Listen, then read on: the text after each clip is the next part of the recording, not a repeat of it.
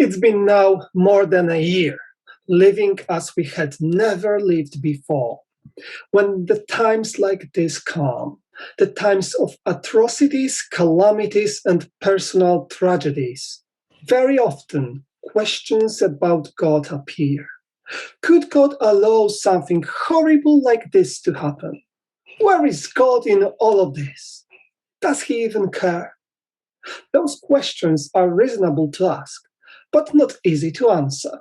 In the time of the global pandemic, in light of death and personal tragedy, silence might not be the best answer. But what can we offer instead? I'm not even attempting to give a comprehensive answer to those questions. All I want to do today is to share a word of encouragement for the people of God, or perhaps more precisely, a story of encouragement for the people of God. Facing the questions such as those mentioned before, which story is better than sweetest story in the Old Testament? The story of Naomi and Ruth. We can find it in the Bible just between two long books of Judges and the First Samuel. Just between them, there is a little gem called the Book of Ruth. It is a story of survival among personal tragedy, a story about virtues, and above all, about God. If you have the possibility, please open your Bible with me to the Book of Ruth. And we will read from the first two verses, chapter 1. In the days when the judges ruled, there was a famine in the land, and a certain man of Bethlehem in Judah went to live in the country of Moab, he and his wife and 2 sons. The name of the man was Elimelech, and the name of his wife Naomi, and the names of his 2 sons were Machlon and Chilion. They were Ephrathites from the Bethlehem in Judah. They went into the country of Moab and remained there.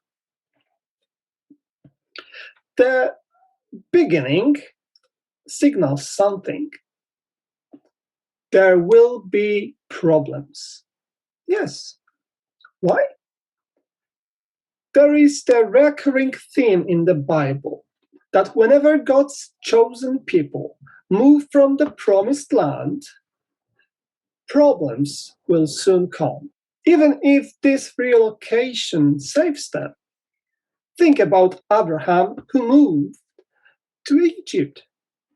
Nevertheless, Egypt was only a temporary resolution because very soon he got into a trouble.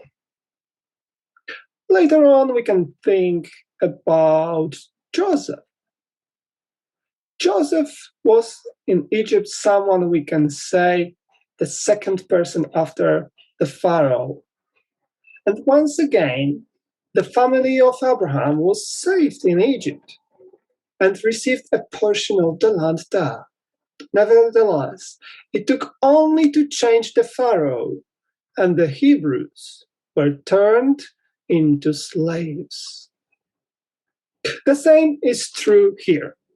There is no rain and no food. As a consequence, then this family wants to save themselves. But as we can see, it is only a temporary solution. There is also a different layer to this. As a great students of Scripture, you know what does it mean when Israel suffers the lack of food. According to the covenant, with God, they are to experience blessings for obedience and curses for disobedience. This situation suggests that the nation is in apostasy, which matches the historical context of the books of Judges and the First Samuel. However, the solution to this trouble is not to run away, but humble themselves and pray. Unfortunately, the family of Elimelech, which by the way means my God is king, finds different way of dealing with the predicament. Instead of humbling themselves and praying to God who is the king, they decided to run away. And this decision is emphasized twice in the passage, in verse 1 and in verse 2.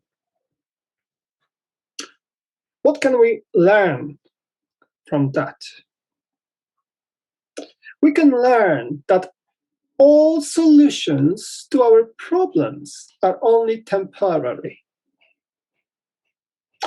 They are temporary because things that are lasting on this earth cease to exist after the fall into sin. Like a new casket in the tub, sooner or later it will be broken. In the same way, our solutions to our problems are only temporary. How is this lesson visible in the family of Noemi? Let's keep on reading, verse 3 to 5. But Elimelech, the husband of Naomi, died, and she was left with her 2 sons. These took Moabites' wives. The name of one was Orpah, and the name of the other Ruth. When they have lived there for about 10 years, both Mahlon and Chilion also died, so the woman was left without her 2 sons or her husband. Exactly how we expected things to go from bad to worse. Naomi, husband died. She was left only with her 2 sons, but it is not enough. Soon also both sons died, and she was really at the mercy of fate. What was the status of the widow in those days? She was deprived of the sources to live. Only a kind person could help, usually a distant member from the family. Therefore, Naomi tries to go back to her home. Yet, she does not want to put at risk the lives of her daughters-in-law. At the beginning, both refused to leave her alone. But soon Orpah, after being persuaded by Naomi, agrees to go back to her people. Surprisingly enough, Ruth, the Moabite, does not want to leave Naomi. And we read that Ruth says to Naomi, "Do not press me to leave you or to turn back from following you. Wherever you go, I will go.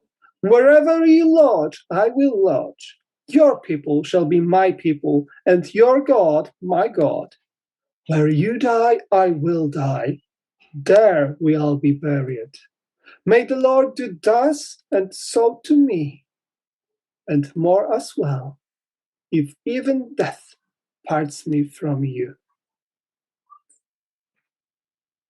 So as we read, both women returned to the homeland of Naomi. Both went to the city of Bethlehem. Nevertheless, Naomi changes her name from Naomi, which means pleasure, to Mara, which means bitter. This shows her perspective on the tragedy of her life. What is her perspective? Let's read verses 19 to 21. So said to them, "Call me no longer Naomi, call me Mara, for the Almighty has dealt bitterly with me. I went away full, but the Lord has brought me back empty. Why call me Naomi when the Lord has dealt harshly with me, and the Almighty has brought calamity upon me?" So, according to Naomi, everything what happened to her was coming from the hand of God. And she comes back to her homeland completely brokenhearted. There is a Greek saying that goes that one can return either with or on the shield. I just want to notice that the story is not clear. It is true that Naomi returns poor and broken, but not alone. She comes back, in fact, with a loyal daughter-in-law, Ruth the Moabite, who loves her and even accepts Naomi's God. And later, as it will turn out, and I hope this is not a spoiler alert, because you don't need it, you know the story. Naomi will find in Ruth a true treasure. Let us reflect a bit on this, because the question arises, why? Why Ruth decided? Why did she decide to follow Naomi? Was Naomi so kind to her that Ruth wanted to stay with her? It is possible. But on the other hand, perhaps Ruth is so loyal that even in a difficult situation, Ruth does not want to leave alone her mother-in-law. So, was it because of Naomi or was it because of Ruth? Those two hypotheses are not mutually exclusive. It is also possible that Naomi was good to Ruth and Ruth was good to Naomi as well. So perhaps both women are full of righteousness. And I don't know about here, but in Poland, the relationship between in-laws are commonly far from perfect and usually are the objects of jokes and anecdotes. Is it similar here? I won't share jokes with you, but this story forces us to ask ourselves questions. How do I treat my in-laws? And to apply it more broadly, how do I treat my family members? I am aware that relationships within the family might be the most challenging, but we are here called for a higher standard in how we treat others and members of our family in particular. We can learn from this part to be kind and loyal to the relatives. The last thing in this sequence, in this first sequence of the story, gives us the information about the period of the year, the time of the barley harvest. And this information announces the next part of the story. While this first part was darkened and darker, what will bring the future for both women? Let's keep reading. The next two chapters of the book of Ruth are very similar in structure. Both start with women's planning to do something. Then, in the middle of the chapter, there is a meeting, and this meeting always ends with hope for the future. And in chapter 2, we can see the plan of women. Chapter starts with information from the narrator who says, now Naomi had a kinsman on her husband's side, a prominent rich man of the family of Elimelech, whose name was Boaz. This is how it is introduced. But the characters of the story does not hear the narrator. The characters think, talk, and plan what to do. Let's read verse 2. And Ruth and Moab, the Moabite said to Naomi, let me go to the field and glean among the ears of grain, behind someone in whose sight I may find favor. She said to her, go, my daughter. So she went. So this was basically the plan to survive. Women are back in the homeland and they just want to survive. And what an accident. Next part of the story says, she came and gleaned in the field behind the reapers. As it happened, an accident, as it happened, she came to the part of the field belonging to Boaz, who was the family of Elimelech. Just then Boaz came from Bethlehem. He said to the reapers, the Lord be with you. They answered, the Lord bless you. Then Boaz said to his servant who was in charge of the reapers, to whom does this young woman belong? The servant who was in charge of the reapers answered, she is the Moabite who came back with Naomi from the country of Moab. She said, please let me glean and gather among the sheaves behind the reapers. So she came, and she has been on her feet from early this morning until now, without resting even for a moment. What a fantastic coincidence. And it just happened. Ruth came to exactly the field of the relative of Naomi. And it just happened that she caught his eyes. Therefore, the whole chapter presents the conversation with Boaz and Ruth, which ends Boaz allowing Ruth to gather and to reap with other reapers. Not only that, he commands his workers to leave more behind so that Ruth can gather more.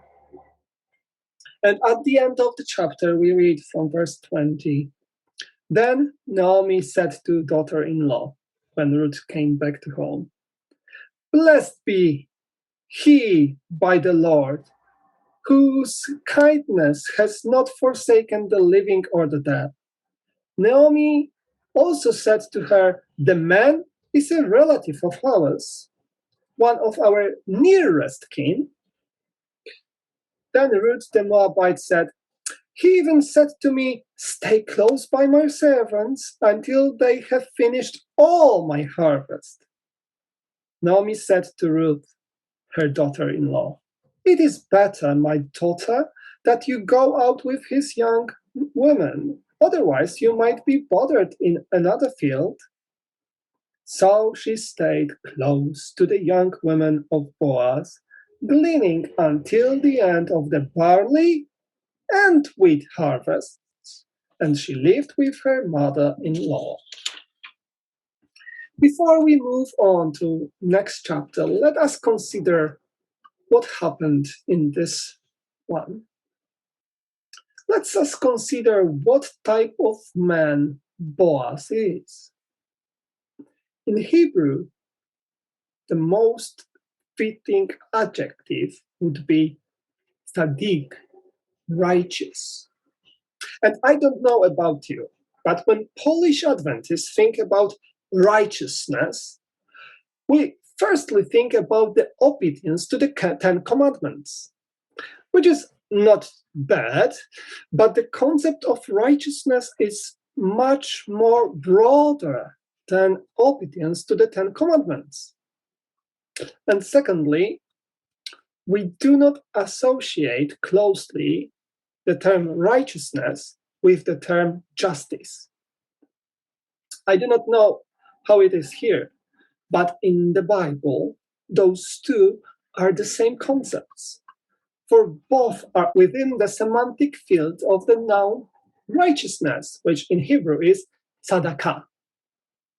In the Bible, it is connected to the obedience to God's law, especially God's commandments, but also to what we call social justice, which actually is an essence of this term. It is basically making up for the decency from one's excess. Its origin goes back to the creation, because every human being is the image of God. And as image of God, all are equal before God. That's why all have the same dignity. So it is all about how we treat others.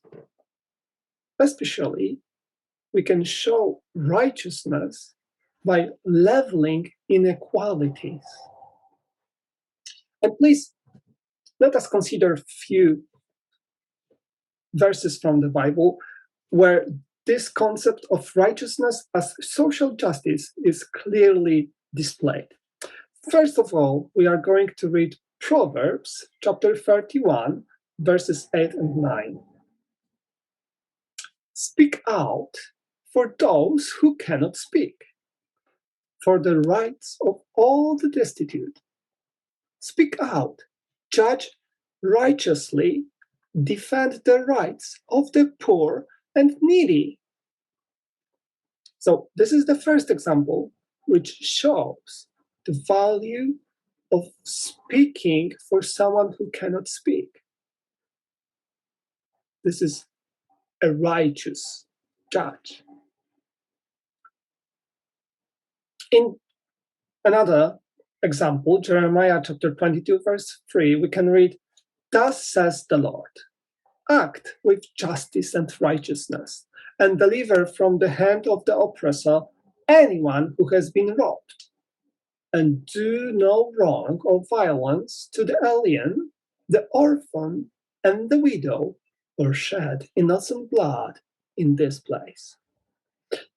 This is God speaking to the children of Israel, and he asks them to do justice and righteousness, which in this verse is enacted by not oppressing someone who is fragile, someone who cannot help him or herself, like alien, orphan, and the widow.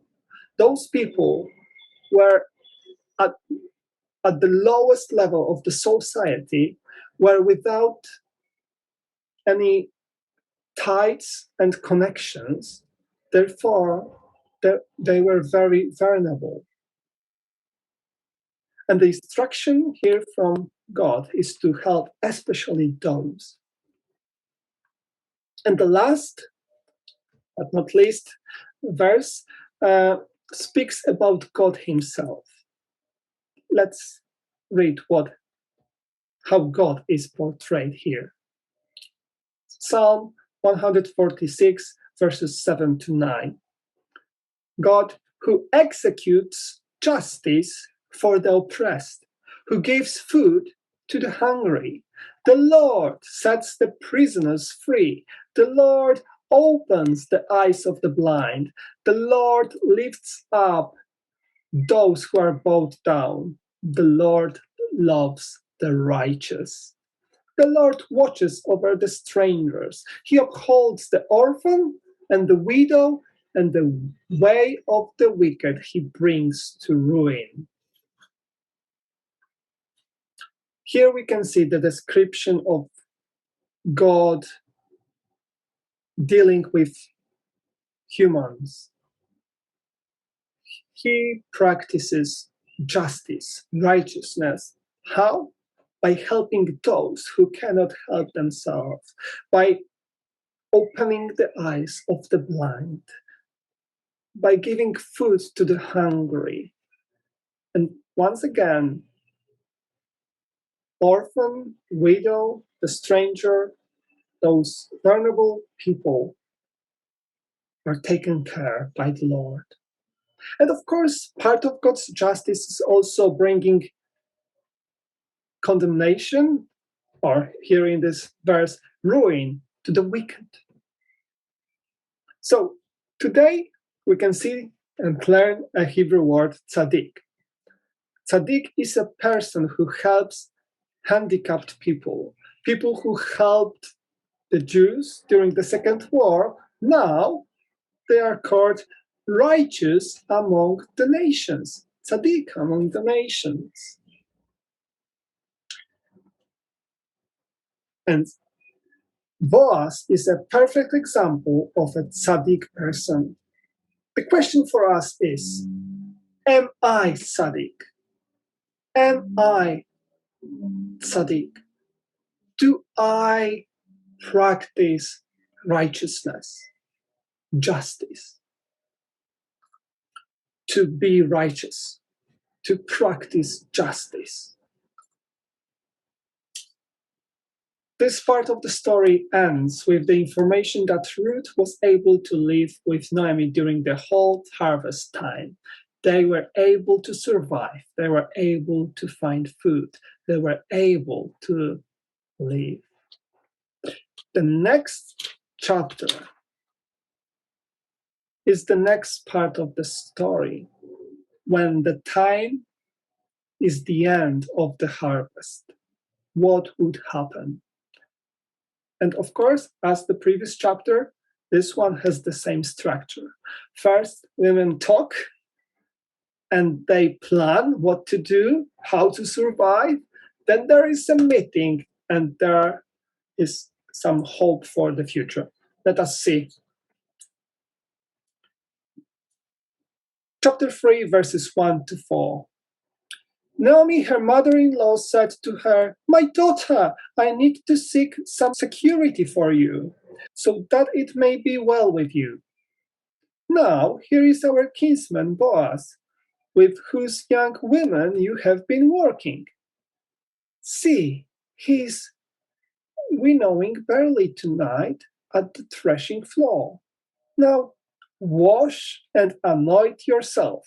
Yeah, at least at the end of the harvest, that's good advice. "And put on your best clothes and go down to the threshing floor. But do not make yourself known to the man until he has finished eating and drinking." Someone knows how to deal with men. "When he lies down, observe the place where he lies. Then go and uncover his feet and lie down, and he will tell you what to do." So Naomi, experienced, mature person as she is, advises Ruth what to do. And of course, for us, it may be strange, but for that time, it was perfectly what they were used to do. Naomi advises Ruth to propose to Boaz and ask him to redeem her. What happened during the meeting? Let us see. Verse 6 and the following. "So she went down to the threshing floor and did just as her mother-in-law had instructed her. When Boaz had eaten and drunk, and he was in a contented mood, he went to lie down at the end of the heap of grain. Then she came quietly and uncovered his feet and lay down. At night, the man was startled and turned over, and there, lying at his feet, was a woman. He said, 'Who are you?' And she answered, 'I'm Ruth, your servant.' spread your cloak over your servant, for you are next of kin.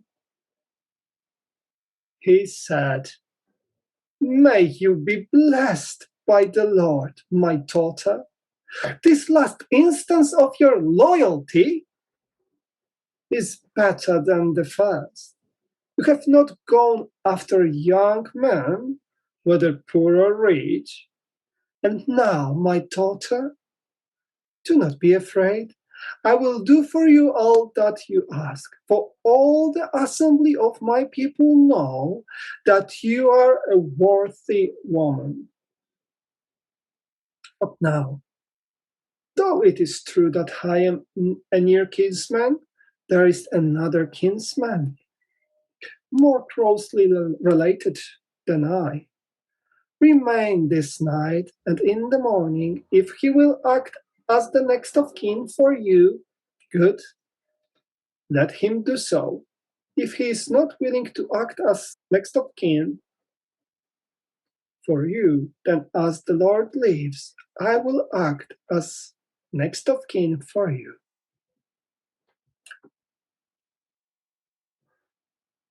So Ruth did everything according to plan. And it was good. Boaz agreed. He said yes, but he said yes, but. There is one more person who is in more privileged position to redeem Ruth than Boaz. And here it comes, another fascinating application.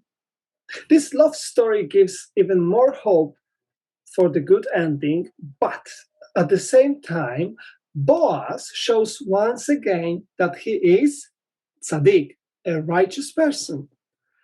He does not hide the fact that there is a relative who is first to redeem the land of Elimelech and Ruth with the land.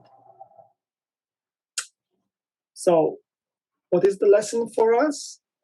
Yeah, to be righteous and to be righteous.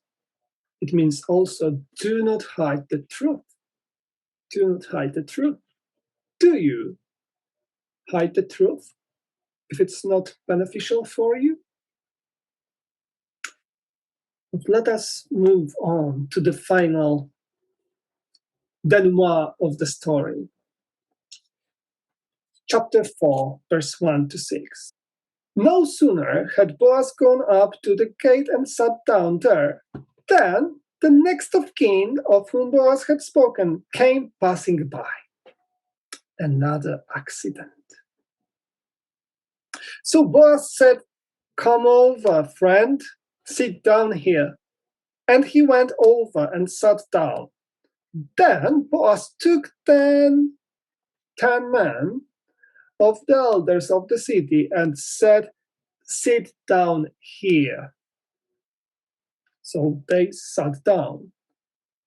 He then said to the next of kin, Naomi, who has come back from the country of Moab, is selling a parcel of the land that belonged to our kinsman Elimelech.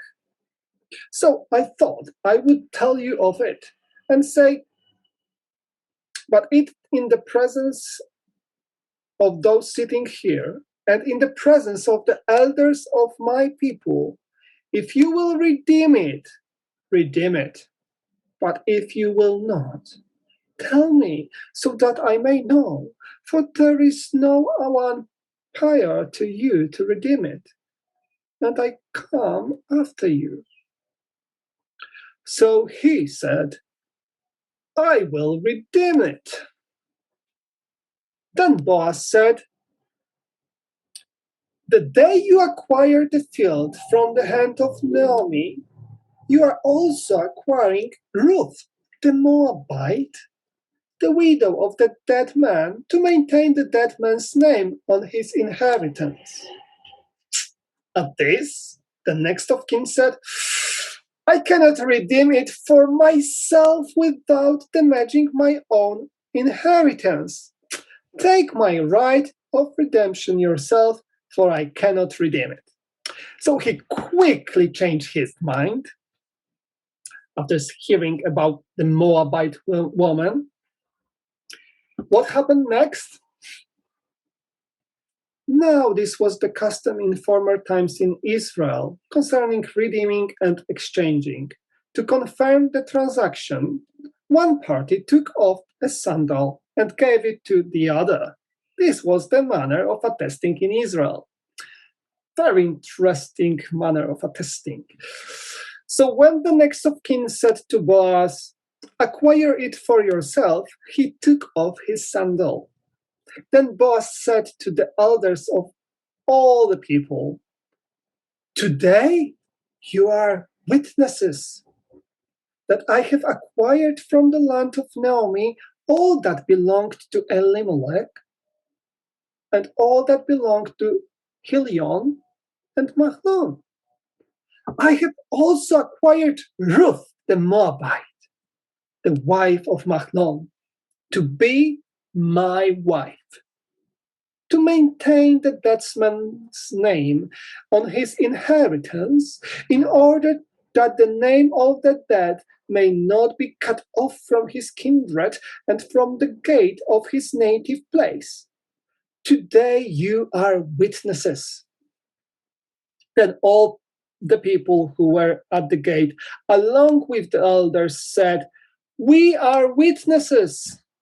May the Lord make the woman who is coming into your house like Rachel or Leah, who together built up the house of Israel. May you produce children in Ephrathah and bestow a name in Bethlehem. And through the children that the Lord will give you by this young woman, may your house be like the house of Perez, whom Tamar bore to Judah." So Boaz took Ruth, and she became his wife. Boaz redeems Ruth and the ground.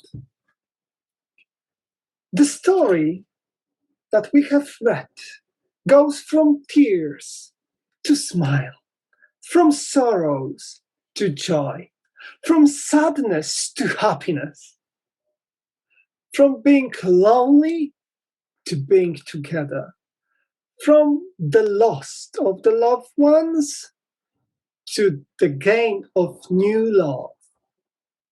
But this is not the main point of this sweet history.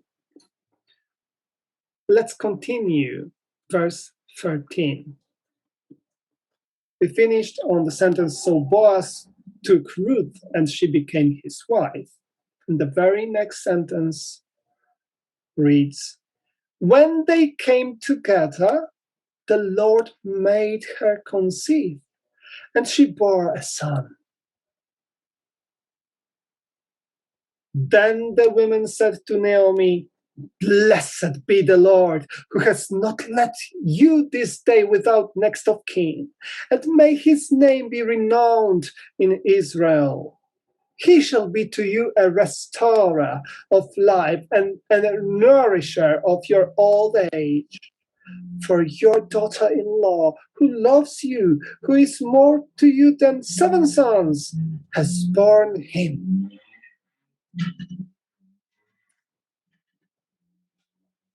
God has given the child.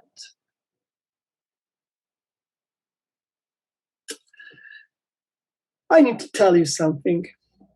This study of the book of Ruth emerged from one question that was asked during our family worship one morning.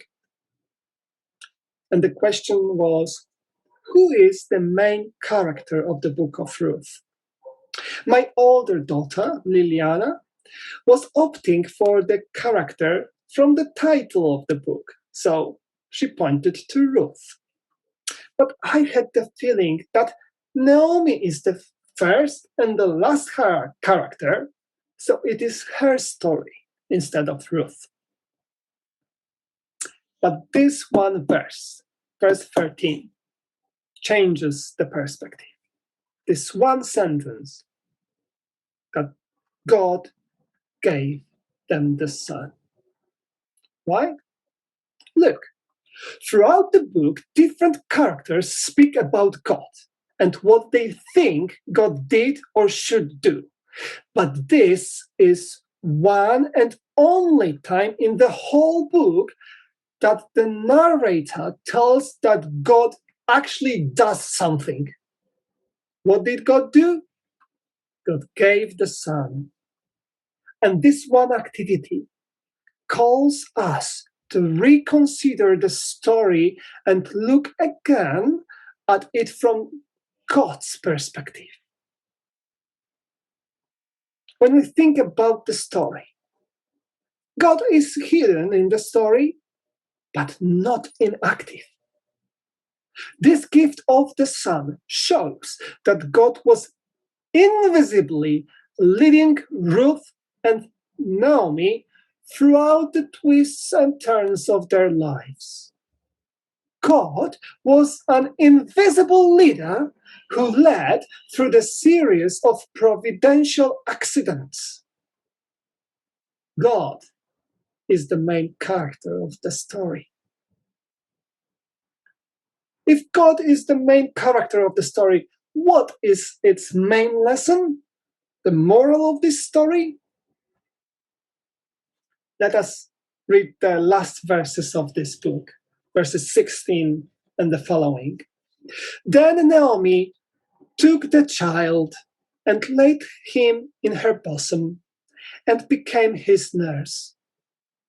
The women of their neighborhood gave him a name, saying, "A son has been born to Naomi." They named him Obed. He became the father of Jesse, the father of David. And in fact, as we know in the New Testament, this boy was great grandfather of King David and great grandfather of Jesus Christ. So the main point is this: God is always with his people. He's with us in joys and sorrows of life. And more importantly, he leads us through the good and the bad experiences in order to achieve his saving purposes. This is a mystery how God does this. In this story, we have good choices, but also the bad ones. And the story does not try to convince us that everything is determined by God beforehand. Rather, that God can still bring marvelous things out of the darkest moments of our lives. The book of Ruth does not explain, but it shows that in some mysterious way, human choices and God's will can blend together, as promised in the letter to the Romans, chapter 8, verses 28, where we read that for those who love God, everything works for good. So, what do you think about your life? Where is God in your life? Where is God in this time of pandemic? Can you see him? Even if you are in the period of life when things go wrong, stuff that happens suggests that God is somewhere else. Please remember, although not always visible, God is always present with his people. In trials and afflictions, trust the Lord. He acts, even if you don't see it. And of course, it does not mean you do not need to act. Look how many decisions were made throughout this story. You need to act to the best of your knowledge, with trust in God that he will work for good. And this is a lesson that comes from the story of Ruth, because this is the story of God, the invisible leader who leads us through his providential accidents. Thank you for your attention.